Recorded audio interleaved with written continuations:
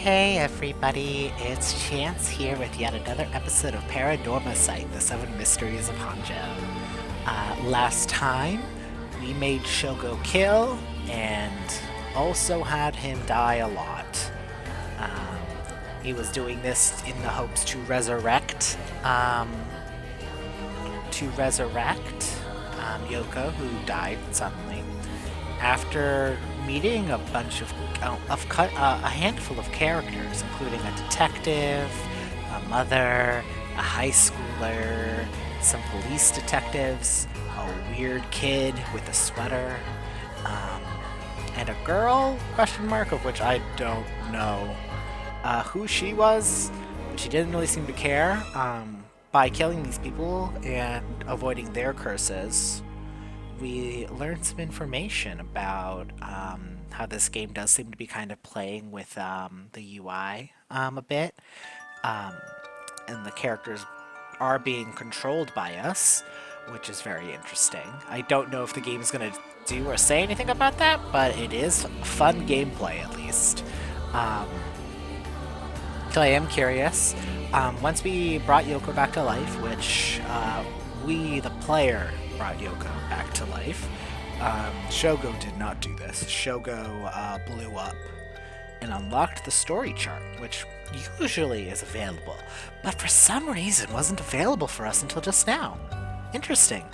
Um, this is told in like a telling, we're a part of the story being told to us, which is interesting. I don't really know where this is gonna what more adventures await us, but we have unlocked 3 protagonists and gotten into the main game. And so let's just get right into it.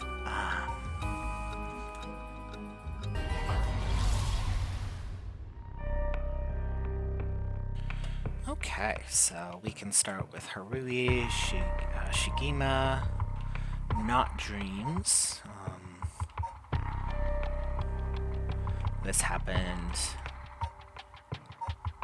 These happened initially. Let's start with Tetsuo. Let's start with Tetsuo, just like go in order of events, I guess, so that we can jump around. Even though I want to meet this private detective guy, I'm curious about the crimes. I'm curious about the police crimes. Crime scene investigation. Tetsuo Tsutsumi. Tetsuo Tsutsumi, a chief inspector of the Metropolitan Police Department, 1st Investigation Division, is investigating the mysterious death of a fellow officer. He visits the scene of the incident, the former Yatsuda Gardens, with his subordinate Jun Ario.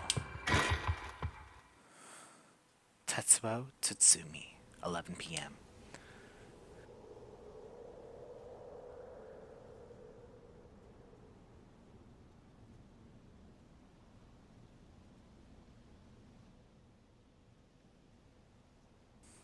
Hey, boss, forensics is all done. The crime scene is clean. The other officers have all gone home. It's just us now. The park should have been able to open up back tomorrow like nothing ever happened. I doubt it'll get many visitors after everything that's happened. You'd be surprised. Lots of people love that kind of thing. I bet they'll be lining it up to get in. Occult stuff is really popular right now. Did you not know that, boss? Sounds stupid. Well, it's not exactly rooted in science, but if ghosts really did exist, we could just ask them who the perp is. Somehow, I doubt it'd be that simple. Oh, but I've heard that high school girls are really into this spirit board thing these days. Supposedly, you can call on spirits and talk to them by using a board with letters on it. Wouldn't that be something? You can try it out yourself if you're so interested. Hey, that's not a bad idea. Let's give it a go sometime, boss. What now? Stop messing around. You really think we're gonna solve this case by moving a coin across a scrap of paper? Sounds like you know all about it. We gotta be open-minded. What if that's how police work is gonna be from now on? Don't make me laugh. Files updated. Spirit board. Due to the occult craze, divination has become popular among young boys and girls. All one needs is a coin and a piece of paper with letters and numbers written on it. Ooh, using these, all one has to do is ask a question of the called upon spirit, and it'll move the coin and answer. It is believed to be a tool that was adopted from Western spiritualism and molded by Japanese occult enthusiasts. Though it is considered a form of divination, the ritualistic nature of its usage can cause self-hypnosis or autosuggestion, leading to hallucinations or symptoms similar to spirit possession. Many schools banned these spirit boards after there were several cases of students sneaking into schools at night, in addition to stories of people having seizures when using the boards. Listen up, Ario. You can't go blaming the occult on the death of your buddy. I don't care if it was ghosts or the occult or what. Whoever or whatever that is that did this, I'll get them. I promise you that. Well, you got the right attitude, but we don't even know if this is a murder yet. Bias weakens our judgment. Get too fixated on one thing and you stop seeing everything else. Aye, aye, boss. So, now that we've finished investigating the scene, let's review what we know. Well, it's getting late. I figured we'd head straight home from here. Come on, we gotta get all over the info we gathered. And what better place to do it than here at the crime scene of the crime where we can soak up the atmosphere? Soak up the atmosphere? The hell is there to soak up? You must be really into this occult stuff if you're getting off on being in a place like this. Wait, you mean being somewhere like this doesn't get your blood pumping? No way! No, don't turn this around on me. I'm not the weird one here, Cripes. Fine, let's get this over with. Aye, boss.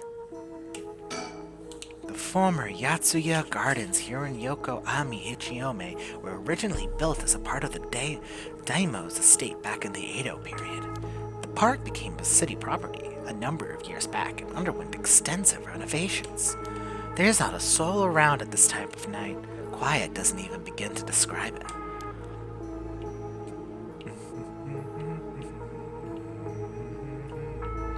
Alright, well, nothing really here. Where are you? Hello. Jun Ario, a detective in the Tokyo Metropolitan Police Department, 1st Investigative Division. His rank is Sergeant. This is his first time leading a case. It's like he's graduated from rookie to newbie. He looks put together on the outside, but acts like a kid most of the time. Honestly, the force could use more people like him.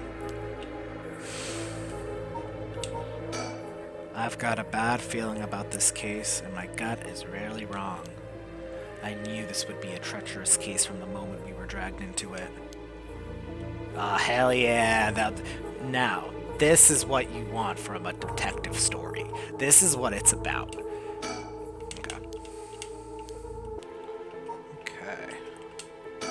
About the case.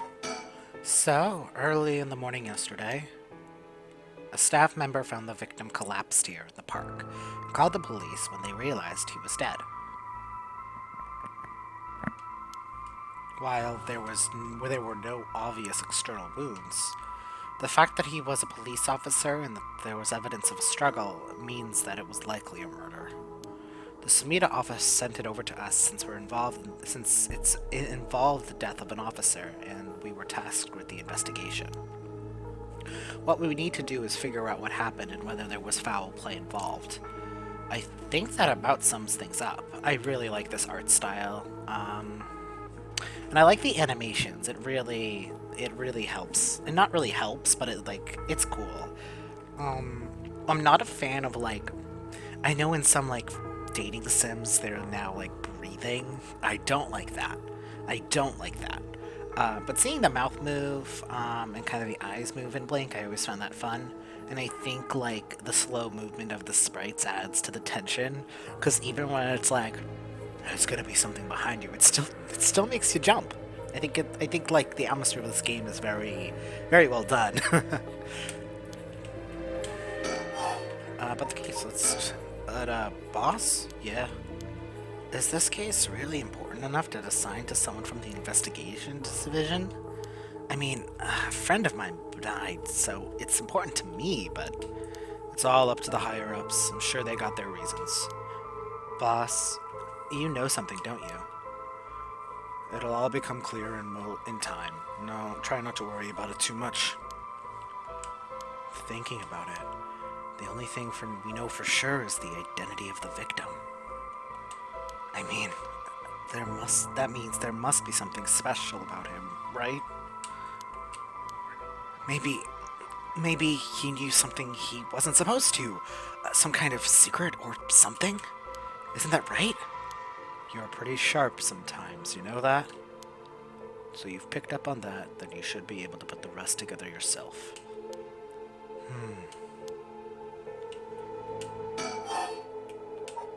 Well, it is our duty to get to the bottom of the suspicious death, especially one involving an officer. The victim is Hajime Yoshimi of Juvenile Division of the Sumida City Community Safety Bureau, 27 years old, Signal. He mostly dealt with cases involving juveniles and education. His rank was senior police officer. You knew him well, didn't you? What was he like? Yeah, we went to the academy together. We still went out for drinks every month or two. He could be a little rowdy, but he was like a big brother to us. He was kind and cared about his friends. For better or for worse, he wasn't the uptight type of cop. The man always showed empathy, and I heard he was popular with the locals for it. He's given me like jock vibes, but from what it sounds like friendly jock vibes. Like he's a cop, and like fuck the cops. Like Japanese cops are not much better than American cops. Not that that's hard. I don't know the specifics, but I do know that. And like any story involving cops is propaganda. I know. But also, I fucking love a cop detective story. I love it. I love Columbo. I love Columbo. I like Detective Conan. I've been watching that lately, and I've been having a lot of fun. So, even I am not immune. He treated each and every troubled kid he met with compassion. He had a great track record when it came to rehabilitation. Oh, okay. Maybe someone who actually cares, but who he can say. Sounds like we lost a good one. Yes, we did. We truly did. I knew being a cop was dangerous. I knew something like this could happen, but... It's never easy when it happens for real. I know the feeling. He didn't seem to care much about climbing the ranks, but he was at the top of our class. The only problem was he took on so much. He had the most unfinished paperwork, too. I always felt we needed an unusual guy like him to help solve our unusual cases. Hajime was a police officer with the Sumida County Council. He entered the force at the same time as Jin Ario. Do I have some new facts? Oh, okay. Once a rebellious Xeen member himself, Yoshimi turned his life around and used his own experiences to connect with troubled youths as a police officer. While his appearance and demeanor suggested a man who was rough around the edges, he was passionate, loyal, and big caring at heart. He looked up to as a big brother by his peers. Yoshimi achieved several results in his work with juvenile cases, but his consistently sloppy paperwork and less than formal attitude essentially doomed his career and had him writing formal apologies on the regular. He left behind a fiancée whom he had been dating since high school. Okay, so... yeah. Like... the thing is that cops like this don't exist because any person who goes in for a good reason and has to deal with the system for long enough ends up leaving most of the time because it's like a big hoorah. I mean, at least in American copping, but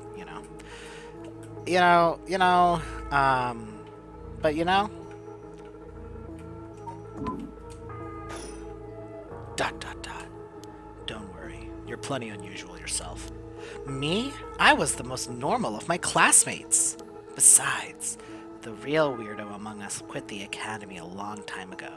Among us? There was one even weirder than you? Hajime was quite the bad boy in school, apparently. He ended up with the police a lot. He said the officer in charge was good to him and helped him get back on track. The reason he wanted to become a cop was to pay his kindness forward. Said it was the first time he ever took his studies seriously. That's a good story. Love that kind of thing. Makes me want to have a drink in his honor. Please don't make fun of my dead friend. Hey, I said in his honor. You should aspire to become the kind of cop people miss when they die in the field. You say that like it's a sure thing I'll die. Besides, if I end up biting it, I'm sure you'll be the one who misses me most, boss. Ugh. Come on, don't be like that. You'll hurt morale. Well, I guess how much I miss you depends on how this investigation goes. I can see it already. Rio! No! Why'd you have to go and get yourself killed? I have no idea what's going on that head of yours. Yeah, that'll be a sight to see. I can't wait. You can't wait for your own death? Get it together, kid. Sheesh, you really are something. Thank you? This might be called what they call foreshadowing. What about the victim's family? The Yoshida family is from the Kitsu Senju in the Dachi city, but Hajime's parents died a long time ago. He lived there all alone, no siblings or anything. I went to this house a few times for drinks. I was surprised. It's this huge, old-looking place. Like, you know, the kind of place that seems super haunted. And he lived there alone. It looked like the home of an old noble family. It was hard to imagine him being such a delinquent living in a house like that. There is the bias I was talking about. If he's from an old family, I'm sure things were complicated. That's a bias too. He never talked about any of that, even when we were drunk, so I don't know much about it. Oh, one more thing. Yeah? Hajime was engaged. He'd been seeing his fiancée ever since they were in school, over 10 years. They just started talking about getting married. What was her name again? He showed me a picture once. She was a beautiful woman. That's so terrible for her. But she may know if there was anything going on with him lately. We should speak with her. Yeah, his fiancée may have been his only confidant. I'm sure. I would hope he had a confidant. I'm sure someone already at Sumida Police Department has already contacted her. I'll look into it tomorrow. Hey boss, I looked into the case Hajime was running. Oh great, that's the kind of stuff I want to know. What was Hajime working on the day he died? Well, according to his report, just the day before, he had 2 cases involving juveniles. The first was a suicide of a high school girl who jumped off the building in Kamizawa last week. Yeah, I did hear about that. Oof. The girl's name was Michiko Shirashi. She was a second-year student at Komagata High School. But it seems as though Hajime had been in contact with her even before this incident. So she'd been in trouble for some time? That's the thing. About a month ago, he happened to see her walking around town. She looked upset, so he struck up conversation with her. He was sure that there was something bothering her, but she wouldn't tell him what. Must have been trouble at home.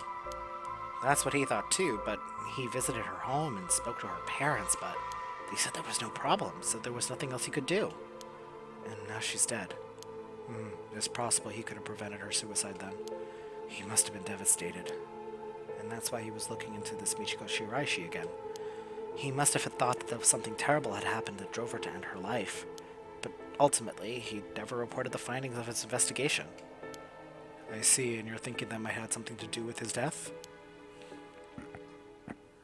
We'll have to find what it was that Hajime discovered. Right, let's check with the Sumida Police Department about that tomorrow, too. Probably related to the high school girl we saw. And what was that other case he was working on? This one is also related to Komagata High School student. A troublemaker named Hitomi Okuda. She seems to be the leader of a group of kids who get up to no good. Juvenile delinquency. Fun. She was pretty bad for a while. Multiple charges of destruction of property, assault and battery, you name it. Hajime had been working with her for about 6 months, and she was finally starting to open up. Then he met with the girl the day he died. Well, every school's got its problems. But I'm sure he'd be worried about how she'd get on without him. Right, just when she'd finally found an adult she could trust. She might act out without someone to help her get through this. We'll have to make sure the Sumida Community Safety Bureau does their job. But we can't rule out the possibility that meeting with this delinquent girl had something to do with his death. Then we'll have to interview her too. Yes, you're right. She may have been the last person to see him alive after all. I'll ask Sumida to introduce us tomorrow. Though, who knows if they'll actually let us talk with her. That's what they hired you for. Lay a little boyish charm on them if they need convincing. Yeah, yeah, I'm sure they'll prefer me over a scary-looking old man like you, boss. Watch it, I'm still your supervisor. You ought to act like you respect me at least. Oh, I thought I was. You were? Shit. Is that just how your generation speaks? You really are a new breed. That's probably just me, actually. Well, I don't think you can get away with that with other people.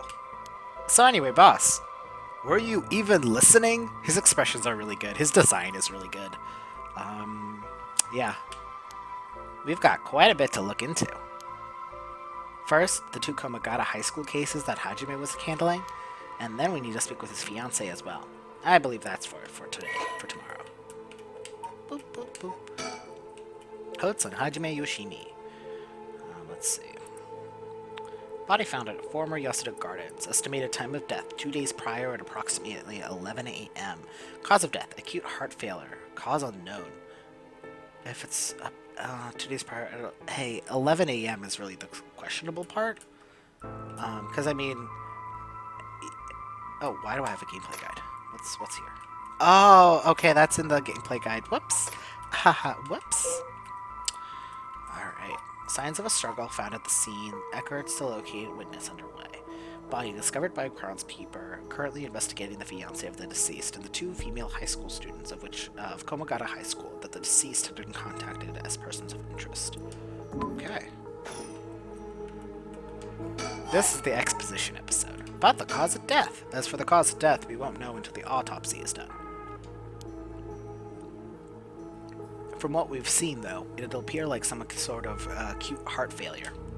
But since he had no record of chronic illness and had no visible wounds, it's possible that poison or drugs could have been involved. Dying in the middle of the park like that, it certainly seems suspicious. We found signs of a struggle at the scene, as well as footprints belonging to an unidentified individual. We've got people trying to identify those prints. If we can find who they belong to, we might be able to figure out this whole thing. Yeah, wouldn't that be nice if that were the end of it? The only thing that Hajime had on him were his badge and his wallet in his pockets, so we can rule out a mugging. Though there probably aren't many people who think trying to mugging a cop as big as him. I've also heard that Hajime got into a fair few fights in his younger days. He started judo once he became an officer and rose up the ranks quickly. Sounds like the perp would have been pretty strong to take on Hajime.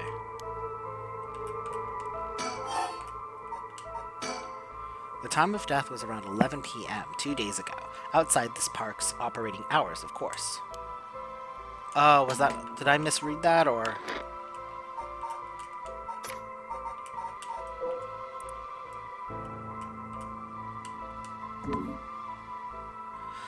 That is a mistake that probably shouldn't be there. Okay. Okay, because then if it's 11 p.m., well, we know the curse's stuff activates at midnight, but we'll see what happens here. 11 p.m., the day before yesterday. What was Hajime doing out there at that time in the first place? That's quite the question, isn't it? The entrance of the park is closed after hours, but there is a small gate that's fairly easy for him to get through if he really wanted. That would, of course, be breaking an entry, but... Boss, what do you think? Someone called him here. I think someone called him here, right? It's hard to imagine a cop like Hajime would trespass for no reason. And since it seems like someone was with him, could they have called him here? Oh, that does seem likely. They must have been talking about something pretty sensitive to come here in the middle of the night. So Hajime met someone here to discuss something in secret. And then they got into a fight? No, that wouldn't match the cause of death. There were no wounds on that body that would indicate a spontaneous scuffle. The perp must have planned something. Then you think it was meditated? That would mean they called Hajime to the park with the intent to kill him? Well, this is just a possibility that it was some kind of accident. Maybe the perp tried to threaten Hajime and things went south from there. We should be able to get a clearer picture once we know exactly what killed him. Right. But Tutsumi. But either way, I'm so glad you're back in the First Division, boss! I've always admired your work. You were like a god to me. You were the whole reason I became a detective in the first place. Yeah, about that. People have been saying that ever since you first entered the academy, but... Yes, that's because it's true! I couldn't believe you got transferred out of First just because I was assigned to it. So getting to work on a case like this now, just as the two of us, it's a dream come true. Happy as I am to hear that, how should I put it? What is it? If that's true, I'm not sure you've been showing me the appropriate amount of respect. Huh? But I do respect you. Don't tell me you're going senile, boss. That's exactly what I'm talking about when you run your mouth like that. It's getting late. You must be sleepy. Don't worry, boss. I'll make sure we get out of here soon. Yeah, I get it.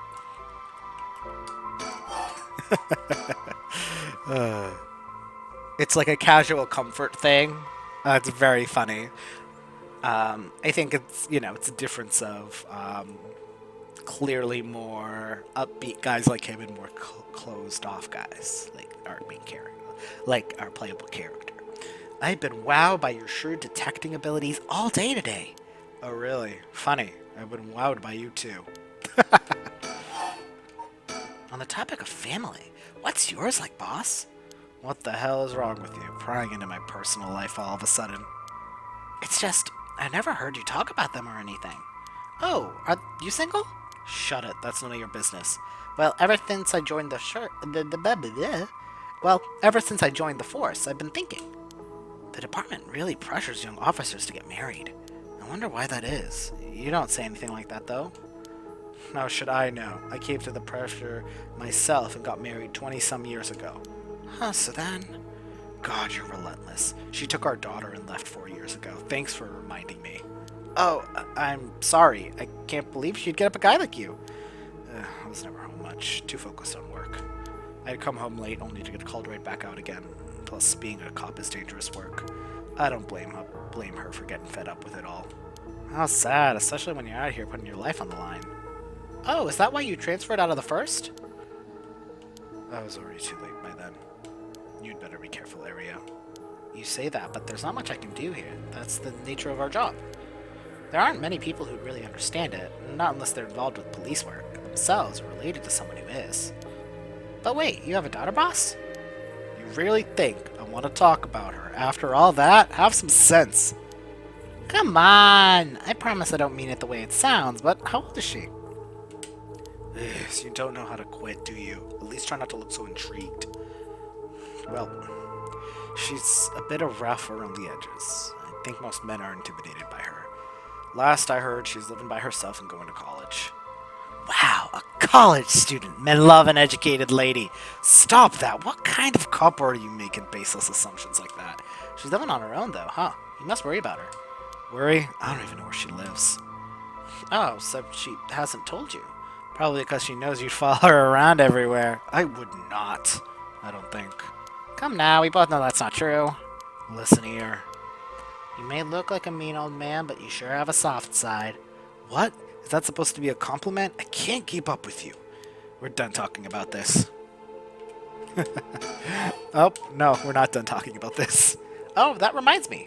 You got married 20 years ago. It must have been right around the Najima murder. You know your history. Yeah, that happened a year or two after our wedding. You were the one who arrested the killer, weren't you? We studied that case at the academy. I was only in elementary school at the time, but I still remember people talking about a dangerous criminal getting arrested. All that was just cracking the case, finding the guy. It was all just happenstance. I'd really rather not think about it. It was a disturbing case. I love, like, the mouth, how expressive the mouth is specifically. It's a very good art style. I'm a big fan of how expressive all the characters are. It's really good. Did it not make your skin crawl when you learned about it at the academy? It did. We were all terrified. Sounds about right. No one could believe that such a mild-mannered man could have committed such a terrible murder. If we had overlooked one little thing, we may have never caught him at all.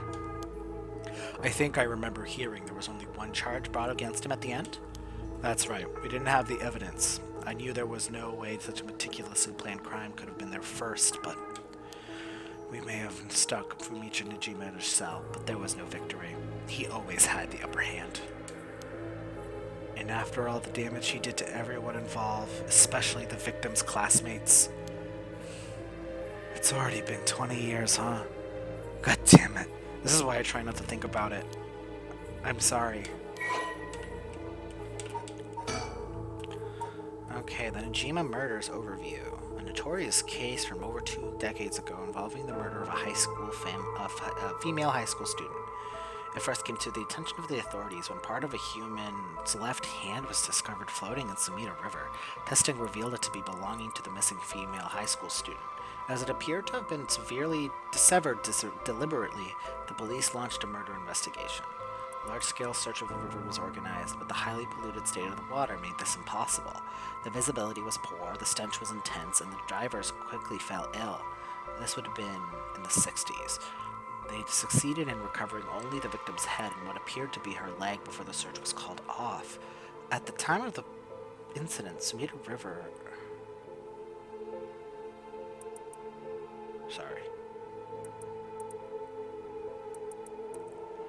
Question. Is the curse somewhat attached to this? Because that weird college kid had like the 2 legs just hanging there. Is this like a case of like the tragedy, the curse causes, like, not the curse causes the tragedy, but the tragedy causes the curse, and like that kind of supernatural story? Like, was this the catalyst that kind of pulled it over the edge kind of deal? At the time of the incident, the Sumida River was as polluted as it ever been. Neither fish nor shellfish could survive in it, eventually causing the annual fireworks festival to be called off indefinitely. Over the course of the search, the police discovered a number of unidentified human bones. This caused a stir among the public, as several other young women had gone missing in the recent years of the Tokyo area, and it was feared that they may have fallen victim to the same fate. Forensic technologies at the time, however, were not advanced enough to determine the identities of the deceased, so the police were unable to open any inquiries. Due to the overwhelming lack of circumstantial evidence, the investigation ground to a halt until a hitherto unrelated individual came to its attention. During the questioning about a separate incident, Fumichika Nejima, a 36-year-old shop owner with no relation to the victim, divulged details about her that had never been released to the general public. An investigation into his background were conducted, leading to an arrest. Najima testified that he had snatched the victim from the street and confined her to the underground storehouse of his shop, which also served as his living quarters. He chose her for no special reason, but simply because she was an opportune target seen on her while walking alone at night. After keeping her locked up for several days, he restrained her, sewed her mouth shut, and severed her fingers and toes with a box cutter while she was still conscious. As she screamed silently behind her sealed lips, he proceeded to her wrists, her ankles, her elbows, her knees, working his way inwards slowly and methodically. His victim constantly wavered in and out of consciousness. Her ordeal had continued until she died of blood loss. Najima dismembered the rest of her body and disposed of it behind his home in the Sumida River before cleaning his storehouse and returning to his everyday routine as if nothing happened. The brutality of his actions shocked the nation when they were eventually reported.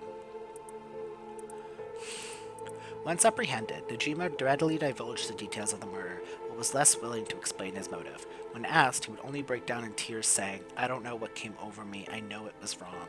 In the end, the people could extract nothing more from him than the expressions of remorse, although the efficiency of his methods strongly suggested that he'd been committing several crimes in the past. No corroborating evidence has ever come to light.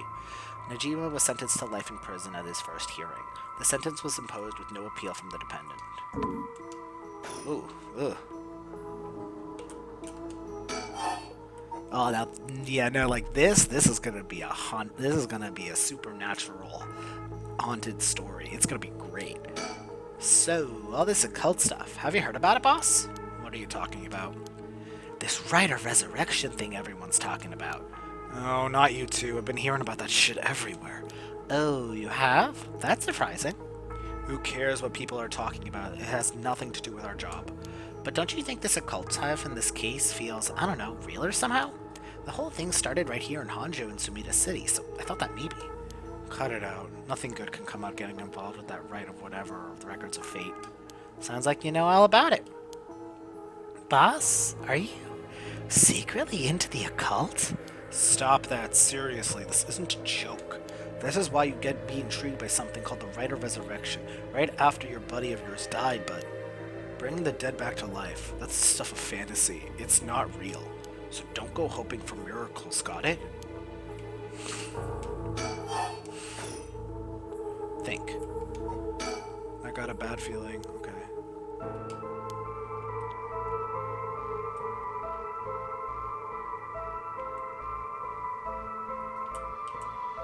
Oh, pond. This pond, they say it used to flow into the Samita River. But the river became so polluted that they cut it off.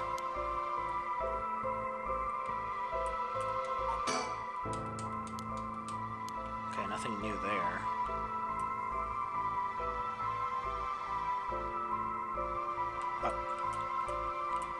Oh, there we go. This is where the victim was found. Well, it's clean now. It almost feels like nothing happened at all. But once an incident like this has come to pass, there's no going back. Not knowing that is any not that knowing that is any consolation. Well, boss, I think that about does it. All right, let's call it for tonight. I'll see you tomorrow. A ghost? Oh God, what is that? Hey, boss, what's wrong? Don't tell me you're going senile. I'm seeing a ghost.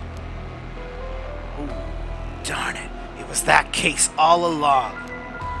Boss? What is it? Is there something over there? Ah! Such deep sorrow. A resentful memory is growing into my mind. Time to get cursed. Ooh. Kill them. Kill them. Those who spread lies. Kill them all. You have acquired the power of the cursed stone, the evergreen leech. You can use it to kill those who intentionally try to mislead you. Interesting. I don't want to ever use that.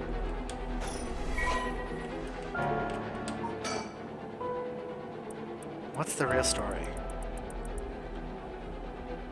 Kills by hanging the one who tries to mislead the curse bearer with false statements.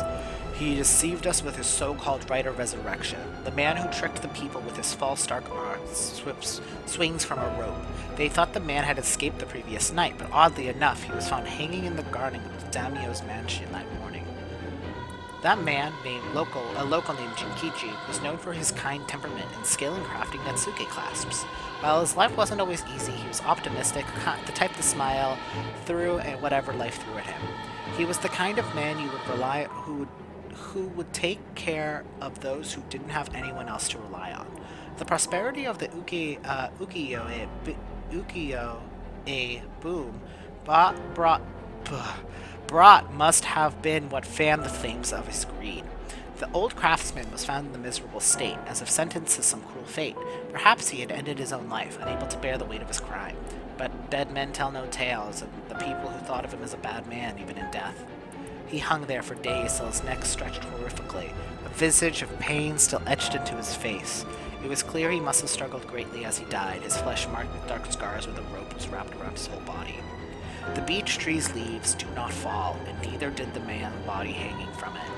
As the mansion's owner was not at home, another unfortunate event, the people held their tongues fearing divine punishment, but the rumors persisted nonetheless. Okay, interesting. Ugh! A murderous impulse seeps into my soul like thick, black tar.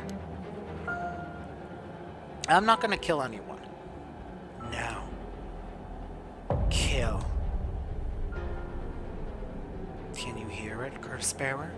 Like, I'm not gonna kill anyone, because one, I don't like the idea of a copper killing people who lie to him. I don't like that, so I am not going to make that occur. With Shogo, it was kind of funny killing people, because it was just like, you know what, let's just do it. It's just the most normal guy killing people. But I'm much more interested in not forcing it, and if it is the character's choice, it's this character's choice. You, who so strongly desires the right, why would I desire it? Kill them. That is so interesting. Boss! Boss! Boss, what's the matter? Don't tell me you really went senile. Sorry. I'm fine. Ario. Yes? I have some bad news. Oh no, your senility is kicking in, isn't it? Bro, chill about that. Like seriously. No, we got a bit of trouble on our hands. Looks like we'll be working some overtime. We're not going home tonight. Huh? What are you talking about?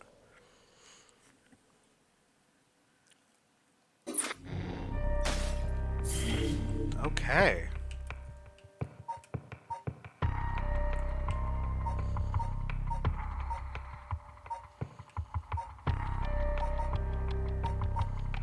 Let's continue on this path now that we've started it, only because we did all that exposition, and I'm sure the first bits for these guys are going to be a lot of exposition, and I don't think going through 2 of those is going to be is exciting to me right now. Alright. Tatsumi and Jin are sorting through the facts at the scene of the Officer Hajime Yomashiri's mysterious death. Tatsumi denies the existence of the Rite of Resurrection until the curse echo, the error team breached before it. So yeah, because this is when that happened here, and then she died. But this would be, so there's the point before she gets the curse, and there's a point, and this would be when she gets the curse, question mark? Because it's this transition point right here. So this is 11, and this is 11, and this is 12.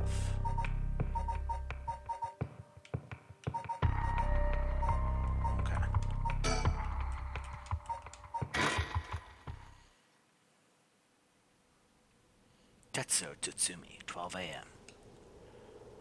Former Yatsuda Gardens.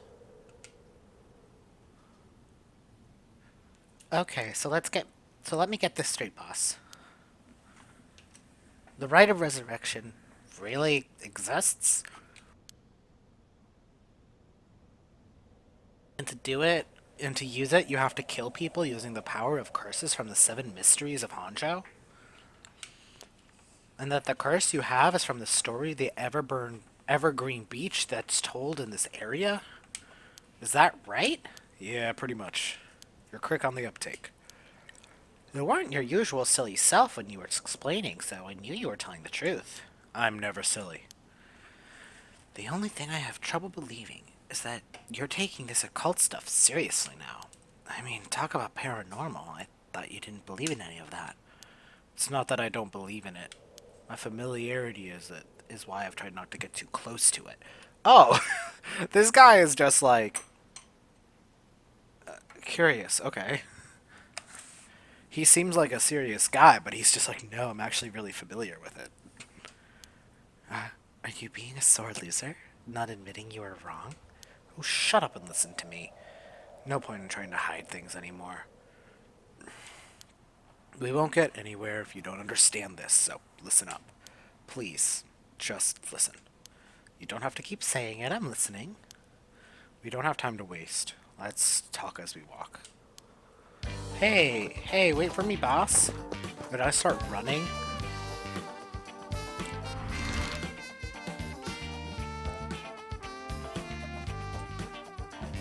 Ooh, jazzy.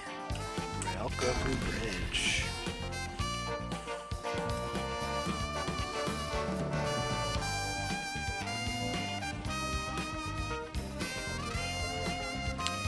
Sorry, I just want to double check one thing.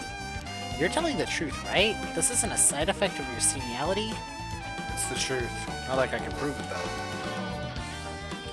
Think. What did we talk about? Revealing the existence of a secret department is against the rules, even to a fellow... X-Files exists! But this is an emergency. I need his help. I'll tell him. I'm sure you already know this, but this is top secret. No sharing it with anyone. Right, you can trust me not to.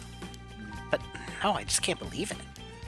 I've heard rumors that you used to be a member of a secret division attached to the Security Bureau.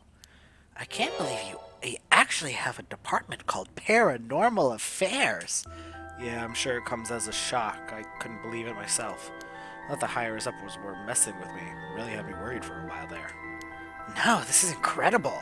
That's the whole reason I became a cop. I was always fascinated by secret agencies and stuff. X-Files real. You serious? But thinking about it, it totally makes sense. If curses and spirits do really exist, then of course we'd need a special department to protect citizens from them. You seem a bit too eager to believe in this. And hang on, I thought you joined because of me? Come on, boss. Do you only have one favorite food? You can like more than one thing. Yeah, whatever.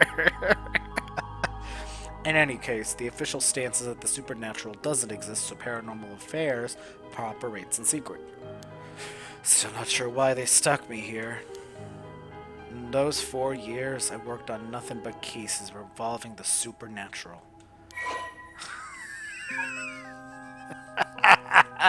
Like, we know it's real, but we're just being out with it, being like, no. Actually, the supernatural is not just real, it's super duper real. And people can die because of it. That's great. That's phenomenal.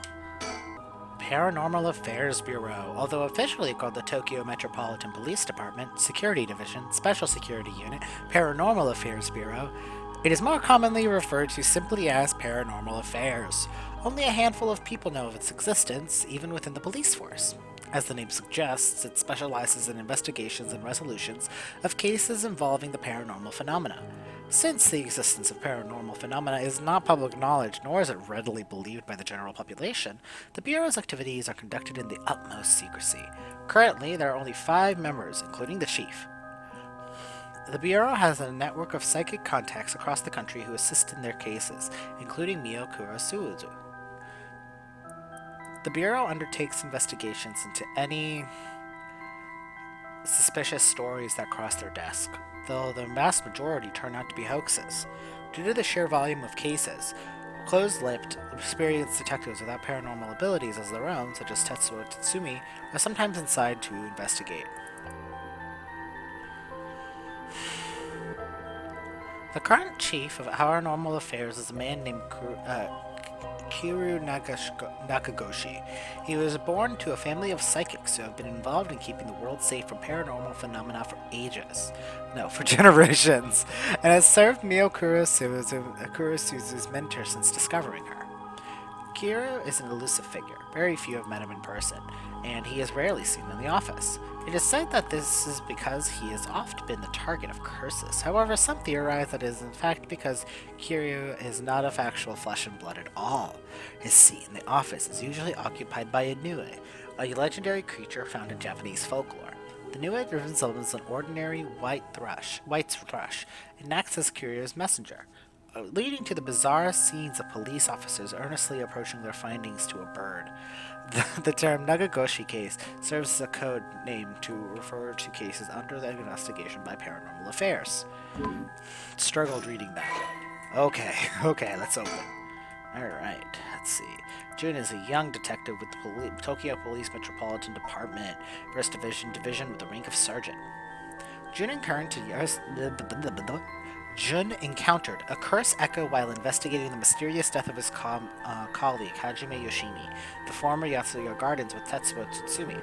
When Tetsuo explained to him that supernatural is real, he accepted this fact without a moment's hesitation and vowed to help his partner solve the case.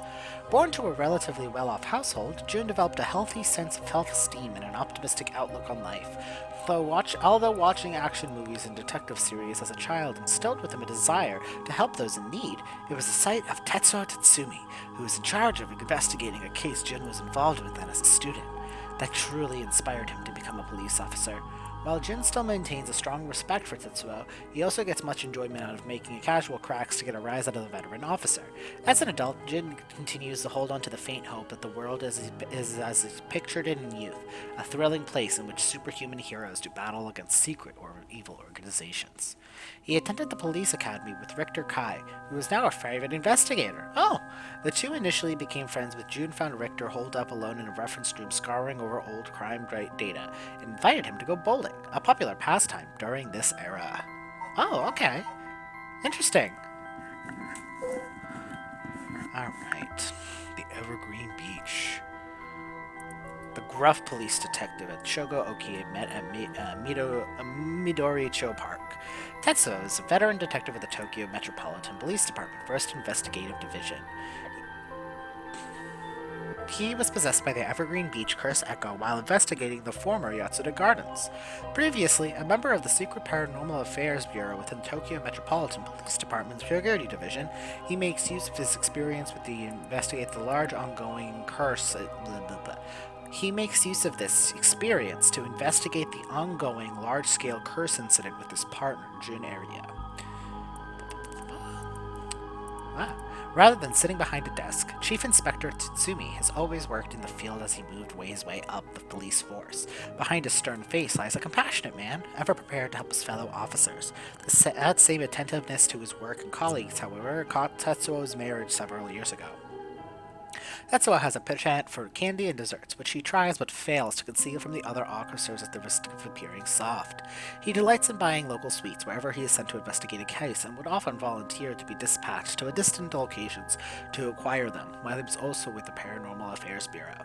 He is also surprisingly knowledgeable about current trends, a trait he puts down to investigative-related research, but is actually spurred by his wish to have something to discuss with his daughter. That's cute. I love this, because it's just like, this is very much a trope of like, you cannot know anything about me because you will then try to relate to me, and that makes us colleagues and makes us friendly, and that is inherently soft. Us being friendly is inherently a soft thing. But it's like, no, like, people can look up to you and see you as someone to reckon with, even if you like sweets, you know? One does not preclude the other. That's very fun. Like, because he's a person, you know? I think it's just small things like this. It's like, oh, that's a person.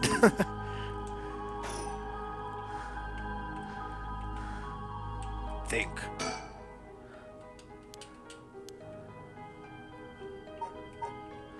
Who is that?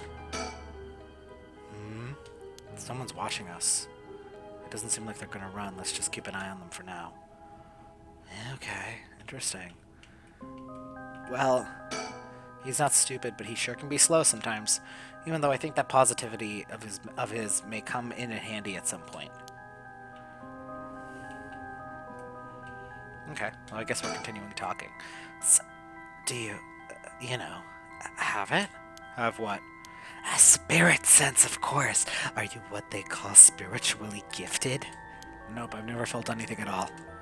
Even if I did, I'd be a lightweight at best. One beer and I'm down for the count. Oh, huh. Is that how people in the field quantify someone's spirit sense? Like how much liquor they can handle? That is really funny, because am I actually going to get an explanation for this? Nope, that's just me. Thought it'd help get the point across. This is another person doing this, and I don't understand the joke. Oh, huh. Sorry, it seems like I keep disappointing you. No, it's not your fault, boss. Is it like a play on, it's like a pun or something that's just not coming across? I'm not sure. Spirit sense is usually something you're born with. It's tough to develop it later on. What? So there's no hope for me? No. Say it isn't so. Of course, you were interested. Well, you never know. You may have some hidden potential. I know there's a high schooler who's got so much spirit sense that she works in the front lines. I say work, but she wasn't paid because it was supposedly a part of her training. Yikes, it seems like that's in violation of Article 69 of the Labor Standards Act. Wow, you really know the law. No comment. Even the occult field has its workers' right issues, huh? Oh my god, everyone is pro-union. So, what do we do now? We got this Rite of Resurrection and the curse echoes of the 7 mysteries of Honjo. The curse is being spread out around the city is a bit of an emergency. It's that bad? I'll put it this way. It's like handing guns out all over town. Eesh, that's real bad. It is, so we need to find the source and put a stop to it before something terrible happens. Usually that'd be a job for Paranormal Affairs, but I talked to them on our way here. The main team is tied up until tomorrow night. Oh, that's such a fun pose. Though they told me to deal with it themselves, they said it'd be fine since they have some experience. What? Then that overtime you mentioned means... Yep, you're gonna help me, partner. Alright, let's do this. You seem a little too eager to dive into all this. You really have no reservations working a case you know nothing about? You said this is an emergency. I didn't think we had a choice. I'm just trying to be logical about this, boss. You really are something. It might actually be nice having you around. Why, thank you. Yeah, no, it's very fun. I really, yeah, no, I really like the choice of like the direction and like the camera movement because it's not like we're always seeing through the player's eyes, but we're like always seeing through a point, like a camera that can move around. Yeah, no, it's really cool. I really like this choice, and I think it's really the background, the vibe's immaculate. I mean, like it's a horror, it's supernatural, so it's scary, but like I cannot express enough how much I like it. I just really like this interesting sort of panning. This, like having a dynamic posing of the scene, right? Like in a visual novel, it's like you can tell where they are in position to everything. Um, it's very cool. It really it adds a lot. Like it gives them a sense of like position. It's really cool. I'm sorry. I'm such a geek for ways to present visual novels specifically, and like methods used because it is like you're you're it has visuals in it, but you are essentially just reading a novel. So it's a really cool way to kind of liven it up in that specific way. Because like I think audiobooks can liven up a text by like I think in the case of like I'm listening to the Terry Pratchett books, the Discworld books specifically, and I honestly think listening to those via audiobook is like the best way to um, like listen to those books because like I feel like they translate so well to like an audio form. There's already like a lot of character in the in just the writing that allows it to be kind of interpreted by like the narrator. And it's really fun. Like I really enjoy that part of audiobooks where they're able to do the accent work if it's like mentioned or noticed, and play with that. It's always lots of fun. I am a big fan of that. So and I'm also a big fan of like how books translate to movies and like the decisions there because they're like those are two different mediums. They do two different things. Games do a different thing. Visual novels do a different thing than just like a book or even just like your standard video game, right? It's just cool. It's just cool, like what you can do with a medium. Um, yeah. So, what exactly do we do? If these curses are connected to the seven mysteries, then the people who have the others should all be here in town. Right, if there's seven of them, that means there are six more out there. And we have to stop them all before they kill anyone with their curses. If we can, we should try to collect all the curse stones. But, boss, from what you said earlier, killing a curse bearer just gets you closer to completing the Rite of Resurrection. Won't your life be in danger if they find out you're a curse bearer? Pretty much. We can't let that happen. Should you even be out here right now? Hiding would only be a waste of time. The mystery of the one-sided reed is associated with Ryogoku Bridge.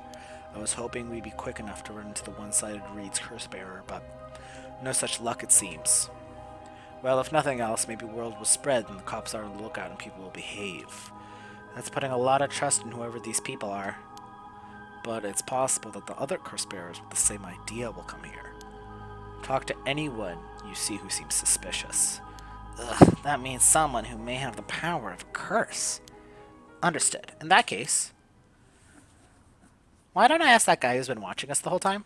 You noticed him too? Well, good luck. Just leave it to the newbie. Hey, you there. Sorry to bother you, but I have some questions. I'm with the police. Oh, it's this guy. He's just Jay chillin' over here. He's just hanging out over here. Thanks for your cooperation. We'll be asking you a few things, Mr. Yutara Yamagaki. That is your name, correct? Yes. I don't mind answering your questions. Okay, interesting. Because at the same time... Oh, no. I don't want to go to the story chart. But, that means nothing bad happens here. Because all of these characters are alive by the time we get to them. Especially him. He's like one of the last groups. You're a detective. Did something happen? Oh, right. Lots of things have been happening around here. Like people dying. He is trying so hard to be edgy, but he's like so not cool. So, what to make of this guy? Yeah, no, fair. The man identifies himself as Yutaro Namagaki, a 21-year-old college student. He was watching us so calmly. We need to be extra careful with this guy. No, like, yeah, it's really a cool game. If this were a normal case, I'd be fine letting him take the reins. But curses are involved here. I should take over. Let's just start. So, what is it you were doing here? It must be the incident at the former Yatsuda Gardens, the dead policeman? I can't imagine a detective would come out all the way here otherwise. Huh. Say, Mr. Detective, have you ever heard of the Evergreen Beach?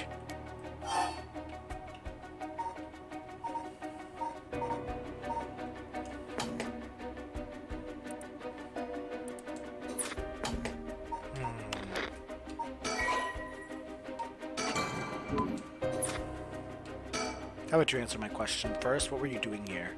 I was answering your question. I came here looking for the Evergreen Beach from the 7 Mysteries of Honjo. Actually, I was wondering if either of you knew anything about it.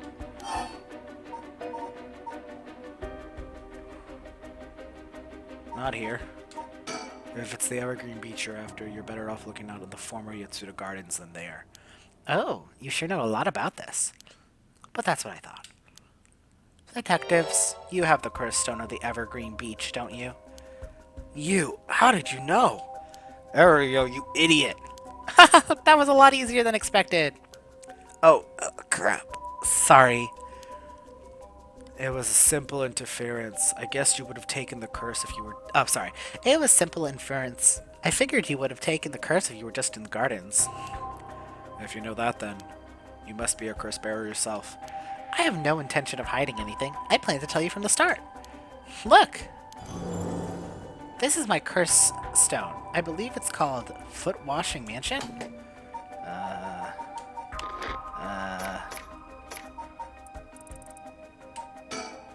Okay. I'm not playing this game right now. That's right. But are you sure about this?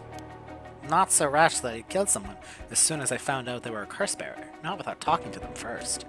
You're the same, aren't you, detectives? You wouldn't use a curse on a normal person. Let's speak as equals, shall we?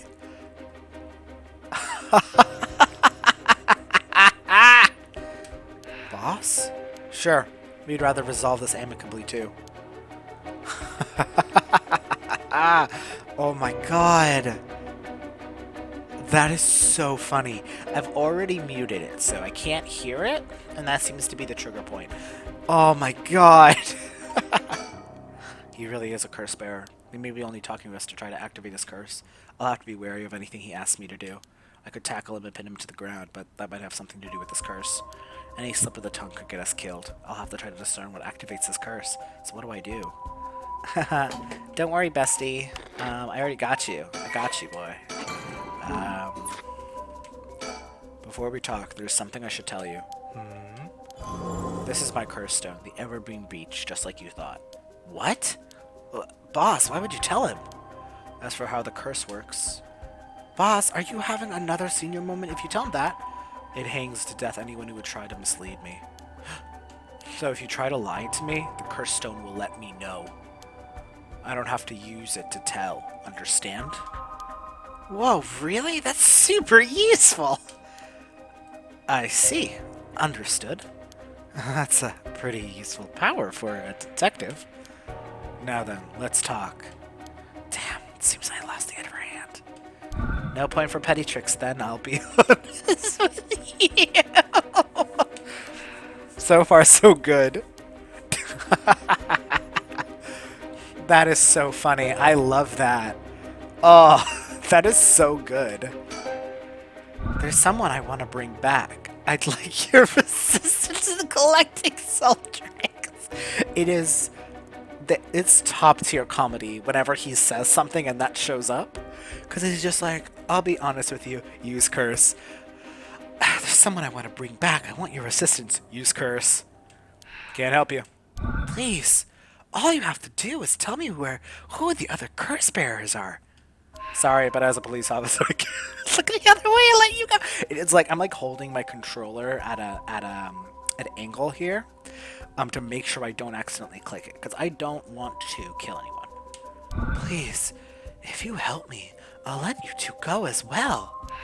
Is that a threat? No. It's your final warning. Okay, I already have it muted. My curse. Foot washing mansion. Do you really think you could escape it by just being careful? It didn't matter which of you was the curse bearer. I'll be taking both of your soul dregs anyway. Wait, Namagaki! Foot washing magic powerful curse. It's so simple to activate. It's ready for whenever I need it. There is no escape from the voice of my feet. Just making sure. Ario, get out of here. Hurry, I'll find you later. What? Okay. Too late. Hear the voice of my curse echo. Ugh, the voice of his curse echo. What? Why isn't my curse echo working? Impossible. This has never happened. What's happening? I don't hear anything. Ario now. Grab him. Right. Impossible. Namagaki, get down. I'm gonna talk like my Metal Gear. God damn it. Boss, here, his curse stone. Good work. Give it to me.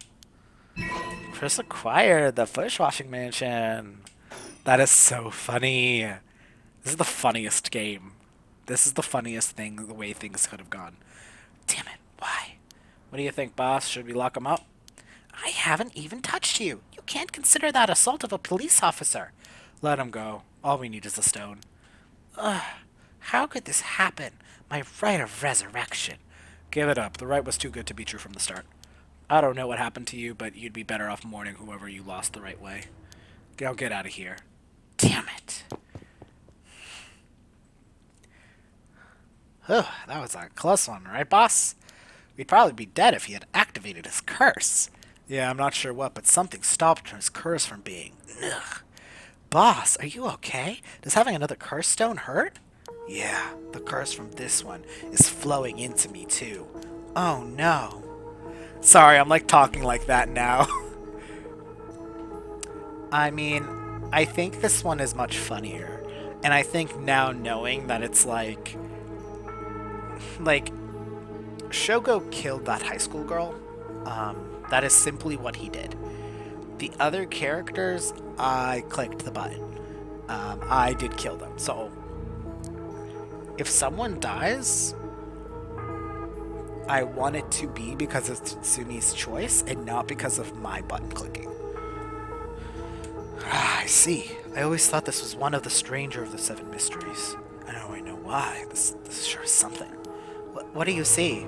I'll save that for later. All you need to know is now how a particularly powerful curse. We're lucky we took it from him quickly. Ugh. Okay. Let's see.